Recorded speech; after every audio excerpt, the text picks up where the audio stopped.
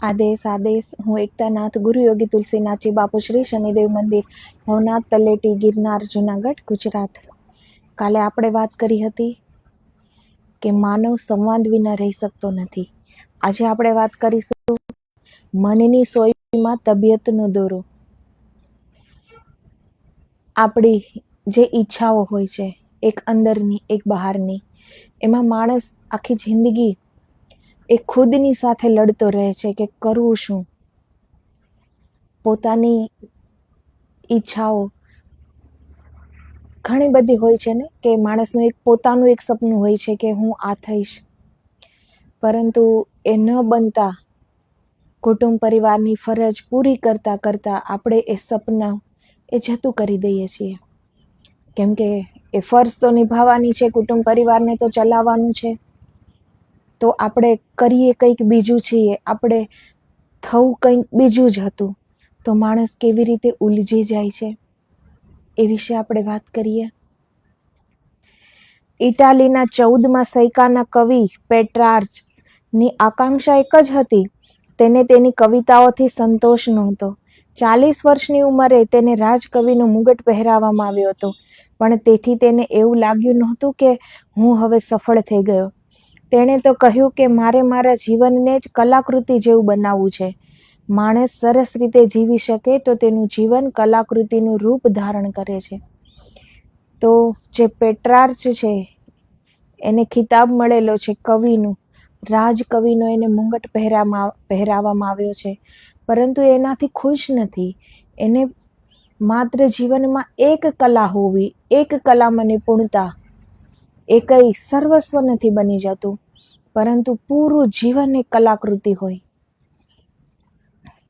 તે પૂરા જીવનને એક કલાકૃતિનું રૂપ એ ધારણ કરવા માંગે છે પેટ્રાર્ચ. પેટ્રાર્ચની લાગણી દરેક માણસની લાગણીનો જ પડઘો પાડે છે. મારી ઈચ્છાઓ અને મારી વૃત્તિઓ વચ્ચે સતત સંઘર્ષ ચાલ્યા જ કરે છે. જાણે એક માણસ મારી અંદર છે અને એક માણસ મારી બહાર છે.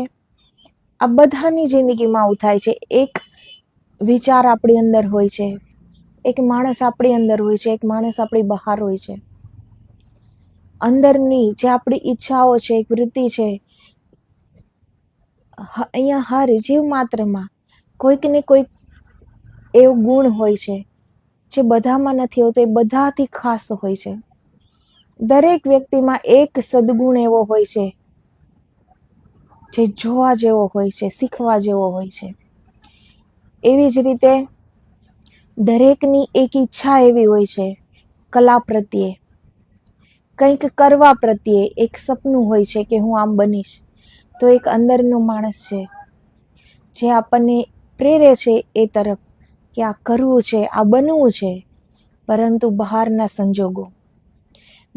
સંજોગોમાં આપણી જવાબદારીઓ, આપણી ફરજ એ બધું આવે છે. તો આપણે દિમાગથી વિચારીએ છીએ કે આજે ગમે તે કામ મળે કરી લેવું છે. કામ હોય તો દિમાગ એમ કહે છે કે વધારે કામ કરીએ, વધારે એકઠું કરીએ, કુટુંબ પરિવાર માટે વધારે મહેનત કરીએ, વધારે રૂપિયા કમાઈએ. તો એક બહારનો માણસ છે, એક અંદરનો માણસ છે.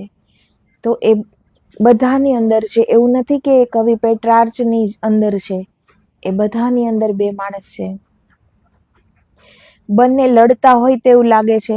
મારી અંદરના અને બહારના આ બે માણસો વચ્ચે સંવાદ ઊભો કરીને મારે એક સારા માણસની રચના કરવી રહી. તો એ પેટ્રાર્ચ શું કહે છે કે મારી અંદરની જે ઈચ્છા છે એને પણ સાથે મેળવીને, જે બહારનો માણસ કહે છે, જે અંદરનો માણસ કહે છે, એને બેયને સાથે રાખીને હું પૂરા જીવનને કલાકૃતિ બનાવવા માંગુ છું. કે આપણે આપણું એક કાર્ય પણ, આપણે જે બનવું હતું, આપણે જે કરવું છે, બધાની અલગ અલગ કલા હોય છે. બધા પાસે અલગ અલગ કલા હોય છે. કોઈને પેઇન્ટિંગ કરવું ગમતું હોય છે, કોઈને ગીત ગાવું ગમતું હોય છે, કોઈને કવિતાઓ લખવી ગમતી હોય છે. બધાનો એક અલગ અલગ કંઈક ઈચ્છા હોય છે, કલા હોય છે, બધા પાસે હોય છે. તો એ બહારની આપણી જે જવાબદારીઓ છે એને પૂરું કરતા કરતા પણ આપણે જો એના માટે સમય નીકાળી શકીએ, અવાજ નથી પાસે, બહાર આપણે સ્ટેજ પર ગાઈ નથી શકતા, પરંતુ આપણે આપણા રૂમમાં તો ગાઈ શકીએ છીએ ને. આપણી એ ઈચ્છાને આપણે સુડાવી રાખીએ છીએ, પરાણે દાબી રાખીએ છીએ, તો આપણે એક રૂમમાં તો ગાઈ શકીએ છીએ ને. આપણી એક કલાને એ અવાજ હોય કે ન હોય, પરંતુ એ આપણી ઈચ્છા હતી, એમાં આપણે બીજા કોઈને તો કોઈ નુકસાન થતું નથી. તો પેટ્રાર્ચ શું કહે છે કે જે અંદરનો માણસ છે અને જે બહારનો માણસ છે, બંનેને સાથે રાખીને પૂરા જીવનને એક કલાકૃતિ બનાવવું છે. અને આ દરેક માણસ કરી શકે છે જો પોતે એવું ઈચ્છે. કોઈ પણ માણસ ઈચ્છે તો પણ સદગુણોનો સર્વ સંગ્રહ બની શકતો નથી, અને કોઈ પણ માણસ ગમે તેટલો બેફામ બને તો પણ દુર્ગુણોનો સર્વ કોષ પણ બની શકતો નથી. તો આ પૃથ્વી પર કોઈ પણ માણસ, અહીં કોઈ પણ માણસ સર્વગુણ સંપન્ન તો છે નહીં. માત્ર ને માત્ર પરમાત્મા સિવાય અહીં કોઈ સર્વગુણ સંપન્ન નથી. કોઈક ને કોઈક દુર્ગુણ તો હોવાનો જ બધામાં જ, એ આપણી ધ્યાનમાં હોય કે ન હોય. તો અને અહીં કોઈ પણ માણસ પૂરો દુર્ગુણયુક્ત પણ નથી, એની અંદર પણ એક ગુણ તો હોવાનો જ. તો અહીં કોઈ પૂરા સદગુણી પણ નથી, અને અહીં પૂરા કોઈ દુર્ગુણ વાળા વ્યક્તિ પણ નથી. એ કોઈ ન થઈ શકે. ગમે તેટલા સારા વ્યક્તિ હોય, ગમે તેટલા ગુણોનો ભંડાર હોય, છતાં પણ એ પૂરેપૂરા સદગુણો એનામાં નથી હોતા. કંઈક તો બાકી રહી જ જાય છે. પૂરા છે પરમાત્મા, માત્ર ને માત્ર પરમાત્મા એ એક પૂરા છે, બાકી અહીં કોઈ પૂર્ણ નથી. જેની અંદર દુર્ગુણ છે, ગમે તેટલું બેફામ હોય તો પણ એ દુર્ગુણનો સર્વકોષ ન બની શકે. નાના કે મોટા દરેક માણસની જિંદગી તેજ છાયાની એક સંકુલ છબી હોય છે. પ્રકાશના ઉજ્જવળ બિંદુઓ પણ છે અને અંધકારના કાળા ટપકા પણ છે. નિર્ભેળ શુભ અને નિર્ભેળ અશુભ જેવું કંઈ જ નથી. સામાન્યમાં સામાન્ય માણસ જે પરીક્ષા જાતે જ કરી શકે છે અને તેમાં ઉત્તીર્ણ થઈ શકે છે, તે પરીક્ષા તો એક જ છે અને પૂરતી છે. તે પરીક્ષા છે માણસાઈની. તો આપણે માનવ બનીને આવ્યા છીએ આ પૃથ્વી પર, તો સૌથી પહેલો ધર્મ છે માનવતા, કે આપણી અંદર દયા, ક્ષમા, પ્રેમ, એ સૌહાર્દ, ક્ષમા, એ બધા ગુણ જે માણસના છે એ આપણી અંદર હોવા જોઈએ. એની કસોટી આપણે ખુદ કરી શકીએ છીએ, પરંતુ આપણી અંદર સ્વીકાર ભાવના નથી. અગર આપણે આપણી અંદર જો દુર્ગુણને જોઈ ગયા તો આપણે તરત જ ત્યાંથી આપણું મુખ ફેરવી લેશું. આપણે સ્વીકાર નહીં કરી શકીએ કે આપણી અંદર આ દુર્ગુણ છે, કેમ કે સ્વીકારની ભાવના છે નહીં. બધાને ખબર છે અણુ અણુમાં પરમાત્મા છે, પૂરા જગતમાં, પૂરી સૃષ્ટિમાં એ એકનું જ અસ્તિત્વ છે. પૂરા બ્રહ્માંડમાં, પૂરી સૃષ્ટિમાં એની મોજૂદગી છે, પરંતુ શું આપણે માની શકીએ છીએ? આપણે એ વાતનો સ્વીકાર કરી શકીએ છીએ? અગર આપણને ઈશ્વર સ્વીકાર હોત, અણુ અણુમાં એની મોજૂદગી આપણને સ્વીકાર હોત, તો કોઈ પણ જગ્યાએ કોઈ પણ વ્યક્તિ કોઈ પણ પાપ દોષ ન કરી શકત. જો પરમાત્મા સ્વીકાર હોય તો બધાને એ ખ્યાલ રહે કે પરમાત્મા જોવે છે, એ અહીં જ છે.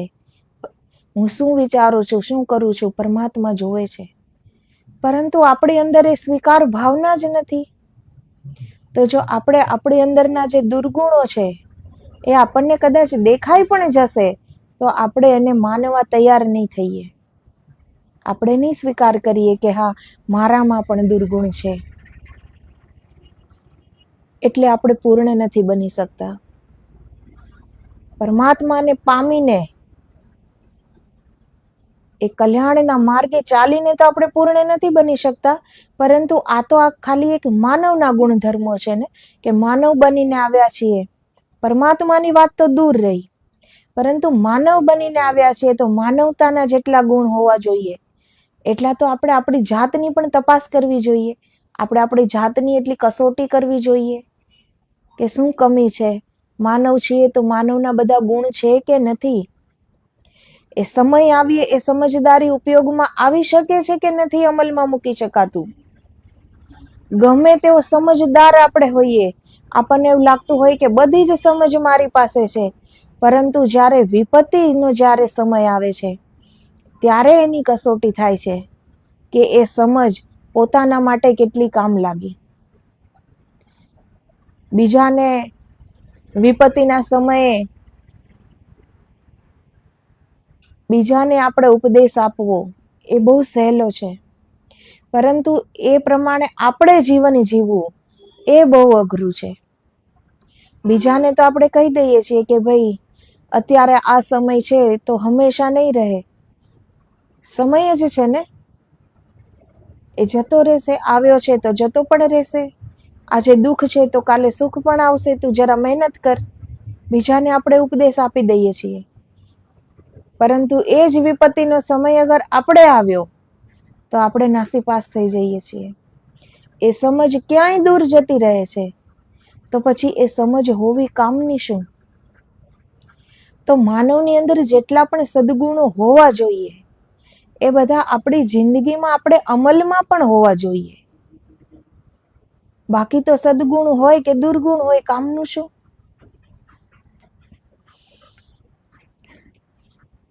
તો આ સામાન્યમાં સામાન્ય માણસ હોય તો પણ એ પોતાની જાતની કસોટી કરી શકે છે. અગર એ કરવા ચાહે કે મારી અંદર આ બધા ગુણો છે કે નથી, હું શું કરી શકું એમ છું, મારી પોતાની ઈચ્છા શું છે, મારી અંદર એવી તો કઈ કલા છે જે મને એક આનંદની બીજી જ દિશા આપી શકે છે, એક જીવનમાં એક બીજી જ દિશા આપી શકે છે. જીવનમાં કહે છે ને, ઘરમાં એક ખૂણો એવો હોવો જોઈએ જ્યાં આપણે બિલકુલ પરમાત્મામય, આ સંસાર બંધનથી મુક્ત, થોડી વાર આ સંસારને દૂર કરીને ઈશ્વરમય બની શકીએ. એવો ઘરમાં એક ખૂણો જરૂર હોવો જોઈએ. તો જિંદગીમાં પણ થોડો એવો સમય જરૂર હોવો જોઈએ કે જે પણ આપણી પાસે જે પણ કોઈ કલા છે તે આપણે કરી શકીએ, આપણે એને જીવી શકીએ.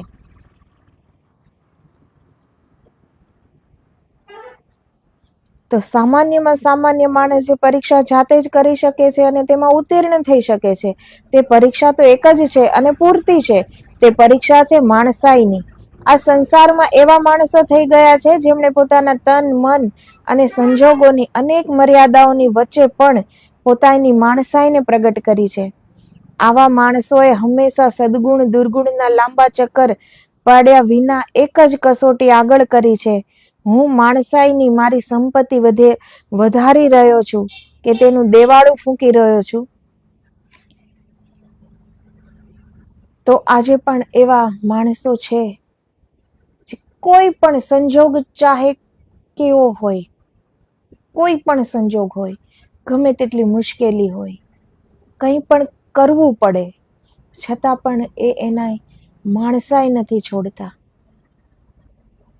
એનામાં છતાં પણ એક પણ દુર્ગુણ નહીં આવે, છતાં પણ એની નીતિ, એની નિષ્ઠા, એની વફાદારી, એની સમજદારી એવી ને એવી રહેશે.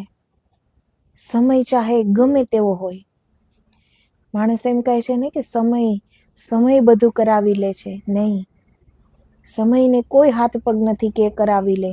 સમય પાસે કોઈ બુદ્ધિ નથી કે તમને અલગ બુદ્ધિ આપતો હોય. બુદ્ધિ આપણી અંદર છે. કાર્ય આપણે કરવાનું છે, આપણે વિચારવાનું છે કે શું કરવું. આપણે પશુ નથી કે જે મનમાં આવ્યું એ તરત કરી નાખ્યું. આપણે માણસ છીએ, બુદ્ધિ આપી છે, બધી ઇન્દ્રિયો સજાગ છે. પહેલા વિચારીએ કે આપણા કોઈ કાર્યથી બીજાનું અહિત તો થતું નથી, બીજાને કોઈ લેશ માત્ર પણ દુઃખ તો થતું નથી. મારું આ હિત, મારા આ હિતમાં બધાનું હિત છે કે આ મારા એકલાનું હિત છે અને બીજાને દુઃખી થવાનું છે? એ વિચાર આપણે કરવાનો હોય છે, કેમ કે આપણે માનવ છીએ, આપણે પશુ નથી કે જે વિચાર આવ્યો એ તરત જ અમલમાં. કે આગળ પાછળ કંઈ જ વિચારવાનું નથી કે આ કાર્ય કર્યા પછી શું થવાનું છે, બીજાને દુઃખ થાય છે કે નહીં, એ કઈ પશુને કઈ વિચારવાનું નથી હોતું. પરંતુ આપણે માનવ છીએ, આપણી પાસે વિચાર કરવાની શક્તિ છે, તો એ આપણે જોવાનું છે. તો હજી પણ એવા ઘણા માણસો છે જે ગમે તેવી વિપત્તિઓમાં પણ પોતાની માણસાઈ નથી છોડતા, અને એને જ માનવ કહેવાય છે. હું માણસ મટી તો નથી ગયો ને, એ હર ક્ષણે એ વિચારે છે કે હું માણસાઈની સંપત્તિ વધારી રહ્યો છું, હું માણસાઈનું દેવાળું ફૂંકી રહ્યો નથી. હું માણસ મટી તો નથી ગયો ને, એ પ્રશ્ન એની જાત સાથે પૂછે છે. પોતાની જાતની કસોટી આવી જ રીતે કરી શકાય. આપણને એ પૂછવાનું છે કે ભૌતિકતા વધારવા માટે આપણે અનીતિનો માર્ગ તો નથી લેતા, આપણે આપણી માણસાઈનું દેવાળું તો નથી ફૂંકતા. એ આપણે કસોટી કરવાની છે. આપણને પૂછવાનું છે કે ગમે તેવી પરિસ્થિતિમાં પણ આપણી નીતિ, આપણી નિષ્ઠા એ હેમખેમ તો છે ને. આપણે માનવના હર ગુણધર્મો સાથે તો ચાલીએ છીએ ને. તો એ કસોટી પર આપણે ચાલવાનું છે.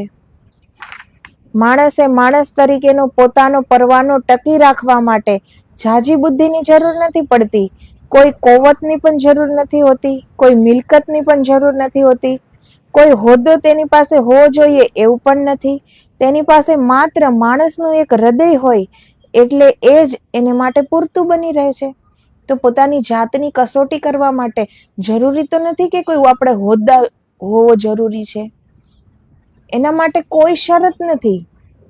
એના માટે માત્ર ને માત્ર આપણી સમજ, આપણો વિચાર અને આપણી દ્રષ્ટિ, કે આપણે એ જોઈ શકીએ છીએ કે નહીં, આપણે એ વિચારી શકીએ છીએ કે નહીં, આપણે આપણને કસોટીના એરણ પર રાખી શકીએ છીએ કે નહીં. બીજાના દોષ આપણને તરત દેખાય છે, પરંતુ આપણા દોષ આપણને દેખાય છે કે નહીં. તો આપણે આપણી કસોટી કરવાની છે. એની માટે કોઈ ઝાઝી બુદ્ધિની જરૂર નથી પડતી, કોઈ મિલકતની જરૂર નથી પડતી, ઝાઝા સમયની જરૂર નથી પડતી, કોઈ પોસ્ટ ઉપર આપણે હોઈએ તો જ આ કાર્ય થાય એવી એની પણ જરૂર નથી હોતી. માત્ર ને માત્ર આપણે આપણને જોવાનું છે કે આપણે માનવ છીએ. આપણે આપણી માનવતાથી દૂર તો નથી થઈ ગયા ને. આપણે આ માણસાઈની મિલકિયત, એ સંપત્તિમાં વધારો કરી રહ્યા છીએ કે પછી એનું દેવાળું ફૂંકી રહ્યા છીએ, એ આપણે જોવાનું છે.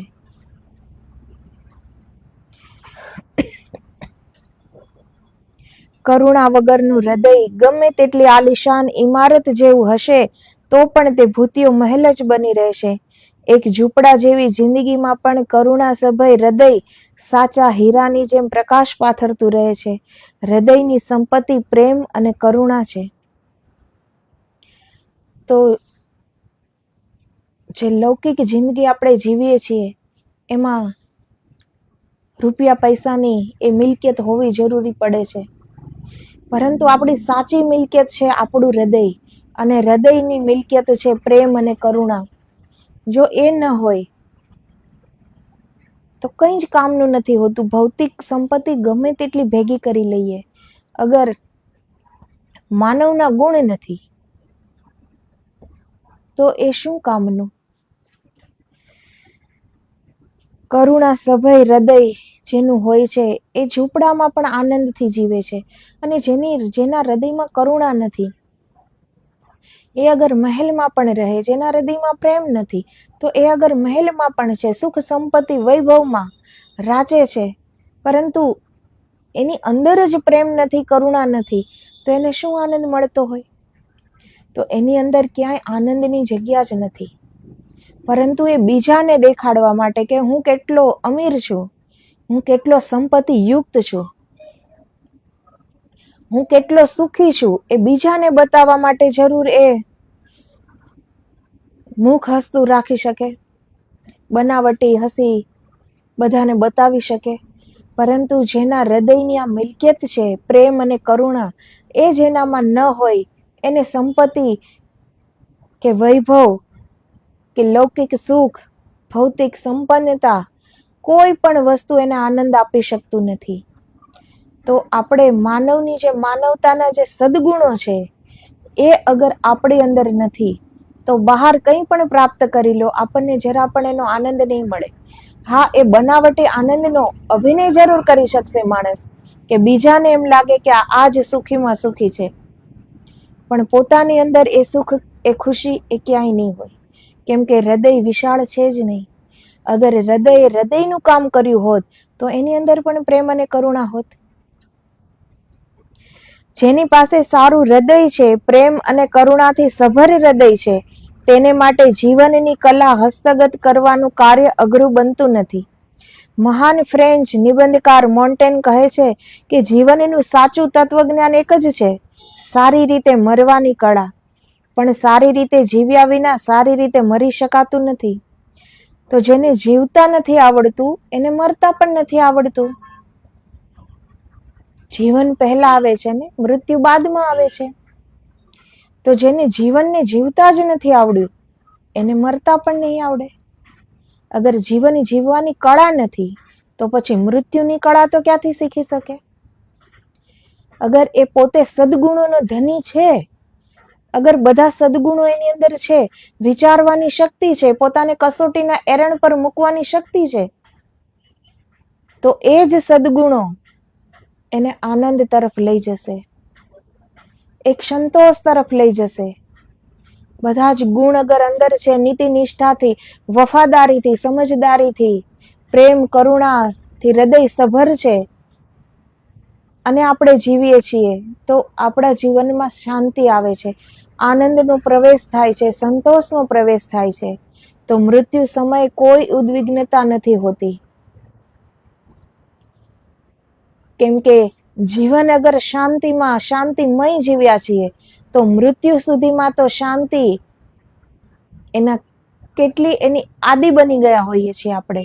પછી આપણને મૃત્યુની ઘડીએ પણ આપણું મન અશાંત નથી થતું, કેમ કે જીવનમાં આપણે અશાંત કે ઉદ્વિગ્ન હતા જ નહીં, તો છેલ્લી ઘડીએ પણ ક્યાંથી સામે આવે?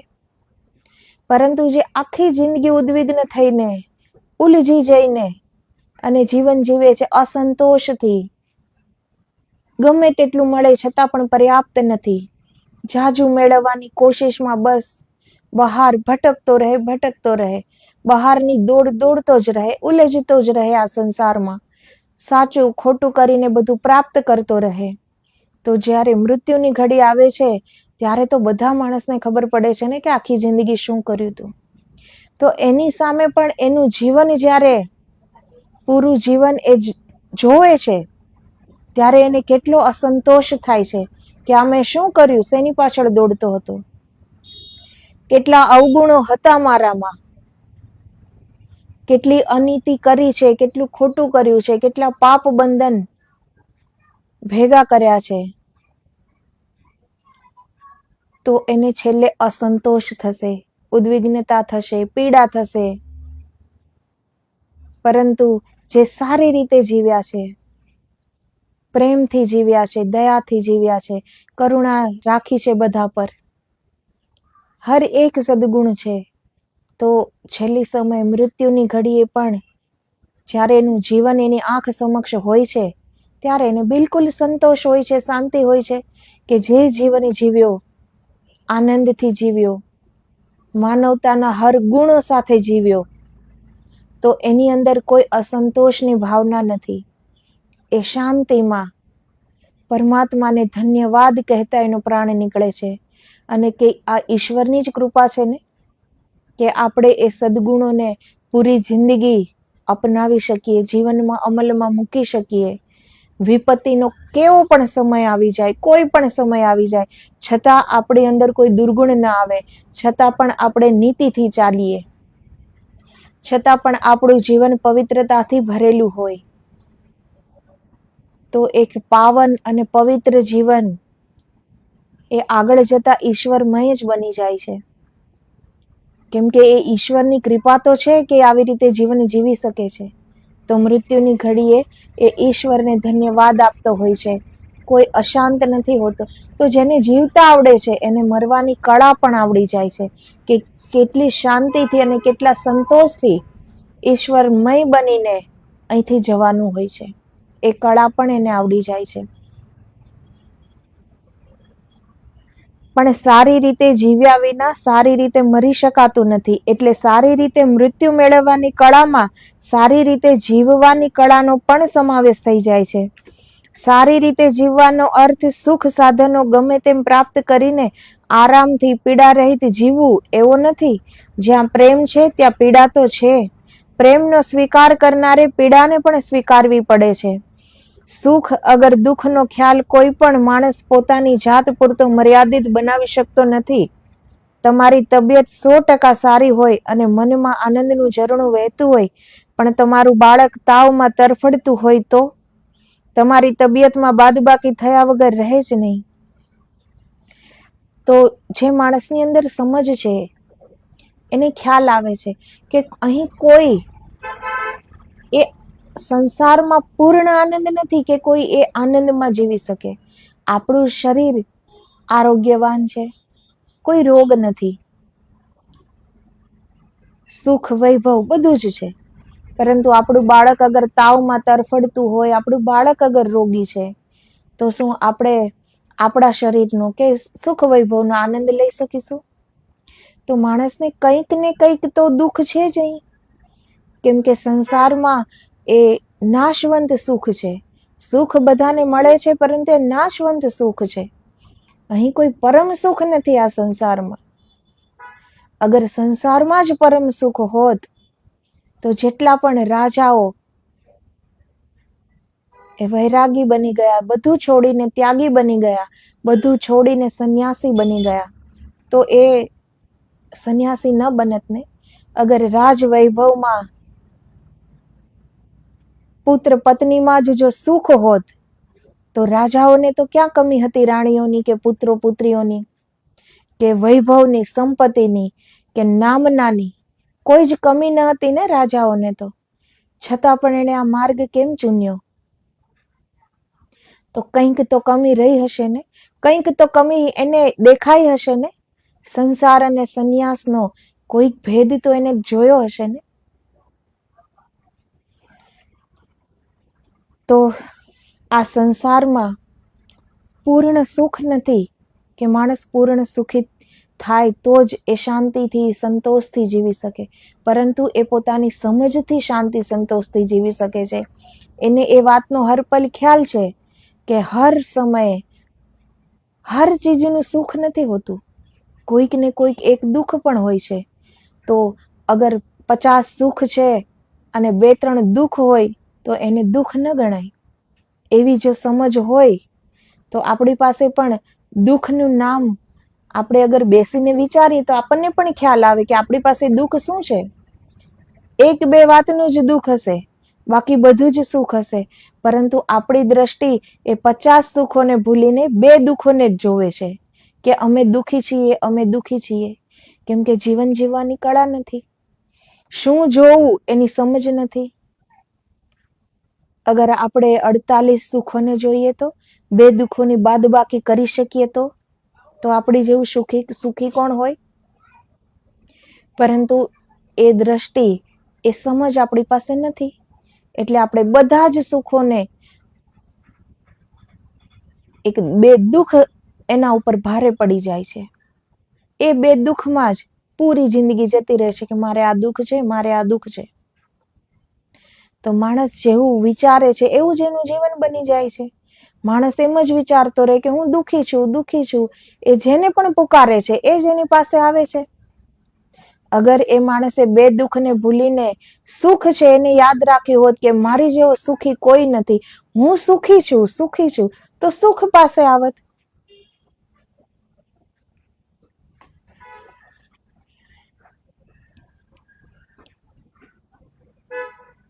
જ્યાં પ્રેમ છે ત્યાં પીડા છે. પ્રેમનો સ્વીકાર કરનારે પીડાને પણ સ્વીકારવી પડે છે. સુખ અગર દુઃખનો ખ્યાલ કોઈ પણ માણસ પોતાની જાત પૂરતો મર્યાદિત બનાવી શકતો નથી. તમારી તબિયત 100% સારી હોય અને મનમાં આનંદનું ઝરણું વહેતું હોય, પણ તમારું બાળક તાવમાં તરફડતું હોય તો તમારી તબિયતમાં બાદબાકી થયા વગર રહે જ નહીં. માણસે માણસાઈની શોભા ખાતર જ પોતાના અંગત સુખ દુઃખને માત્ર ખાનગી માલિકીના હિસાબમાં જોવાનું બંધ કરવું પડે છે. તો માણસ પાસે કોઈ ગમે તેટલું દુઃખ હોય કે માણસ પાસે સુખ હોય, પણ એ એમ સમજે છે કે આ મારી માલિકીનું છે, બીજાને ખબર ન પડી જાય. ક્યાંક હું દુઃખી છું એ બીજાને ક્યાંક ખબર ન પડી જાય, એ છુપાવવામાં વધારે દુઃખ ઊભું થાય છે. મારી પાસે આટલા રૂપિયા છે, બીજાને ન ખબર પડી જાય, નહીતર દુનિયા સ્વાર્થી છે, માંગી લેશે, મારો કોઈ લાભ ઉઠાવી લેશે. એ ચિંતામાં મન બગડે છે. જેનું મન બગડે છે એનું જીવન બગડે છે. કેમ કે મન ઉપરના દોષો એ આત્મા સુધી જતા રહે છે. મન ઉપર જે પણ વિચાર આવે છે એ જ મન બુદ્ધિને સંદેશ આપે છે, બુદ્ધિ ચિત્તને, ચિત્ત ઇન્દ્રિયોને, ઇન્દ્રિયો આત્માને. તો જેનું મન બગડે છે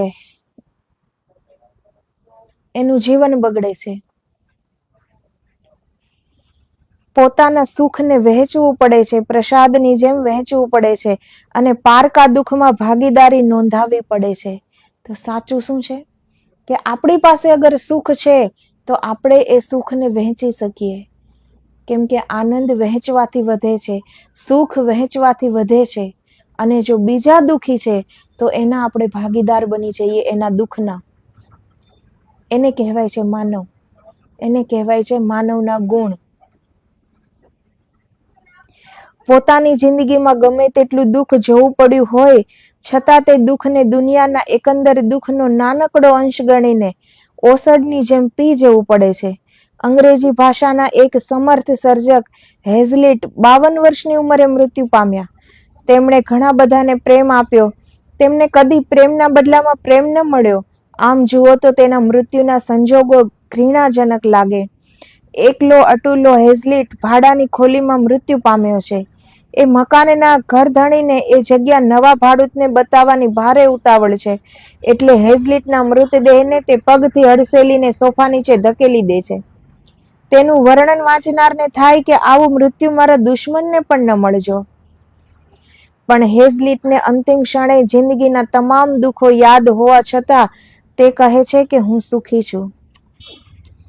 તો એનો નજરિયો, એની દ્રષ્ટિ એ કેટલી ઉચ્ચ સ્થિતિની હશે. બધા માણસ પાસે સુખ અને દુઃખ બંને હોય છે, પરંતુ એ આપણી નજર પર આધાર રાખે છે કે આપણે પૂરી જિંદગી ક્યાં જોવું છે. ભાડાની ઝૂંપડીમાં રહેતા હતા, એકલા હતા, તો એનું દુઃખ એ આપણી દ્રષ્ટિમાં તો એ દુઃખી જ છે ને, પરંતુ એની દ્રષ્ટિમાં એ દુઃખ નથી. કેમ કે એની પાસે જે બીજા સુખો હતા, કે એની પાસે એનું હૃદય પ્રેમથી સભર હતું, એ બીજાઓને પ્રેમ આપી શક્યો છે. તો એ વાતનું સુખ એને કેટલું હશે કે એના બધા દુઃખોની બાદબાકી થઈ ગઈ, કે એના એ સુખ પાસે એને એના દુઃખો નાના લાગ્યા, એ કઈ વિસાતમાં જ ન લાગ્યા. એ સુખ એનું કેટલું મોટું હશે. પરંતુ આપણે એની જિંદગી જોઈએ, એનું મૃત્યુ જોઈએ, તો આપણને તો એવું જ લાગે ને કે આ તો કેવી મોત કહેવાય. એકલો અટુલો ભાડાની ઝૂંપડીમાં મરી ગયો છે અને એની લાશને કોઈ લેવા વાળું પણ નથી. મકાન માલિક એને પગથી હડસેલીને સોફા નીચે એના મૃતદેહને નાખી દે છે. તો એ આપણી સોચ છે, પરંતુ એ તો સુખથી જીવ્યો છે, કેમ કે એ એના પ્રેમને વહેંચી શક્યો છે. એની પાસે પ્રેમની સંપત્તિ હતી તો એ વહેંચી શક્યો છે. તબિયત નરમ છે પણ મજામાં છું. હેઝલિટના જીવન ચરિત્રનું શીર્ષક જ હતું એ ફૂલ ઓફ લવ, પ્રેમનો બેવકૂફ. આ માણસ પ્રેમમાં ખૂબ છેતરાયો હતો, પણ છતાં તે પોતાને સુખી એટલા માટે ગણે છે કે તેણે કોઈને પ્રેમમાં છેતરવા જેવું કર્યું નથી. તો હેઝલિટ પોતે પ્રેમમાં છેતરાયો, ઘણી વખત છેતરાયો, પરંતુ આપણને એ દુઃખ લાગે છે અને હેઝલિટને એ સુખ લાગે છે કે બધાએ પ્રેમમાં મને છેતર્યો છે, પરંતુ મેં કોઈને છેતર્યો નથી. તો આપણે જો એ નીતિ નિષ્ઠાથી જો આપણે જીવન જીવતા હોઈએ અને આપણે છેતરીને કોને છેતરીએ છીએ? આપણને એવું લાગે છે કે આપણે સામા માણસને છેતરીએ છીએ, પરંતુ હકીકતમાં તો આપણે જે પાપ કર્મ એ આપણે ભેગું કર્યું ને, એ પાપ કર્મ આપણે જ ભોગવવાનું છે. ત્યાંનો સંગાથી કોઈ નથી. જ્યાં સુધી આ શરીર છે ત્યાં સુધી એના સગા બધા જ છે. શરીર છૂટ્યું, વાત પૂરી થઈ ગઈ ત્યાં જ. પછી કોણ ક્યાં ગયું, કઈ યાતનામાં છે, કઈ પીડામાં છે, કોઈને ખબર છે? તો આપણે કોઈને છેતરીએ છીએ તો એ આપણે આપણને જ છેતરીએ છીએ. એ પાપ કર્મ આપણી ઉપર ચડ્યું છે, બીજા ઉપર નહીં.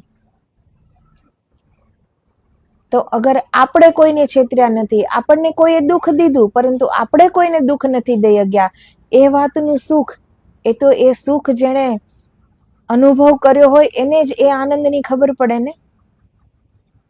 આપણને કોઈ પ્રેમમાં છેતર્યા છે પરંતુ આપણે કોઈને પ્રેમમાં છેતર્યા નથી. એ પ્રેમને આપણે વહેંચી શક્યા છીએ, એ પ્રેમ આપણે દઈ શક્યા છીએ. તો એ છેતરાવાનું દુઃખ નહીં, પરંતુ આપણે જે દઈ શક્યા છીએ, આપણે કોઈને છેતર્યા નથી, એનું સુખ હોવું જોઈએ. તો આ બધી દ્રષ્ટિનો ફેર છે. સુખ દુઃખ તો સાથે જ ચાલે છે. આ સંસારમાં એકલું સુખ પણ નથી અને એકલું દુઃખ પણ નથી. અને આ સંસારમાં કોઈ સર્વગુણ સંપન્ન પણ નથી, કોઈ સંપૂર્ણપણે સદગુણ યુક્ત પણ નથી, અને કોઈ સંપૂર્ણપણે દુર્ગુણ યુક્ત પણ નથી. તો આપણે માનવ છીએ. માનવના જે ધર્મો છે, દયા, પ્રેમ, ક્ષમા, વિવેક, મર્યાદા, પવિત્રતા, સચ્ચાઈ, સમજદારી, વફાદારી, આ માનવના ગુણો છે. અને એના મય આપણે જિંદગી જીવીએ, આ બધા ગુણોને આપણી જિંદગીમાં સાથે લઈને ચાલીએ, અપનાવીએ, આપણી જિંદગીમાં એને અમલમાં મૂકીએ, તો જિંદગી એક સુખનો પર્યાય બની જશે. તો આદેશ. જય ગિરનારી, જય ગુરુદેવ.